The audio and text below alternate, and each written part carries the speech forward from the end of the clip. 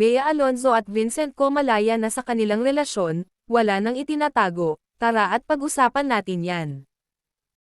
Pero bago ang lahat, kung di ka pa nakasubscribe sa ating channel ay huwag kalimutan mag-subscribe para lagi kang updated sa latest chika.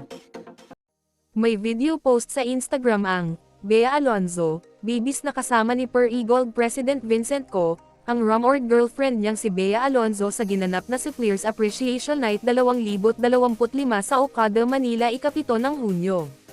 Base sa video ay maraming kausap si Vincent kasama si Bea at tila ipinakikilala na nito sa kanila na sila na lalo't nakaakbay pa ang binata sa aktres. May mga larawan ding pinost ang Bea Alonzo, bibis na magkakasama sa isang dining table sina Vincent katabi si Bea, ang kapatid na babae ng negosyante at si Mrs. Susan Co na ina ng binata. Nagpost din ng lumang video ang may-ari ng IG account na si Vincent ang kasama ni Bea sa nakaraang birthday dinner niya noong Oktubre taong 2024 at ilang mga kaibigan niya sa showbiz. Sa madaling salita ay hindi lang ngayong taon magkasama sina Bea at Vincent kundi last 2024 pa.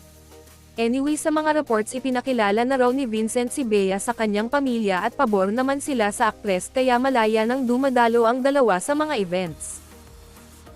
Wala namang nababanggit ang aming source kung naipakilala na ni Bea si Vincent sa pamilya nitong nakabase sa Zambales. Samantala, Beveco naman ang tawag ng supporters ni Bea sa kanila ni Vincent at lahat sila ay masaya para sa kanilang idolo. Narito ang ilan sa mga nabasa naming komento mula sa netizens. Layag Beveco. Wow! Kung kilig hanggang ngayon hindi mawala. A change of environment for Bea. She's now surrounded by business, successful people. She's exposed to showbiz since she's 14 years old. But she managed and can adapt quickly. Bea is flexible and smart. Wow! Ang saya na nakakakilig, so happy for you, our queen. Sobrang legal. Nasa tamang pamilya ka. Sa tingin namin, mukhang hindi na magkakaroon ng public announcement sina Vincent at Bea dahil para sa kanila ay, what you see is what you get, na ang kanilang relasyon.